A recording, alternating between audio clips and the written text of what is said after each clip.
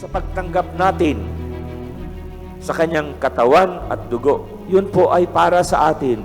Yan ay pagdalaw ng ating Panginoon personal sa inyo na sana'y dalhin natin doon sa ating tahanan at maging lakas sa ating kalooban upang maging mas masigasig, magpapakabuti sa ating mga ugali at sa ating mga gawain.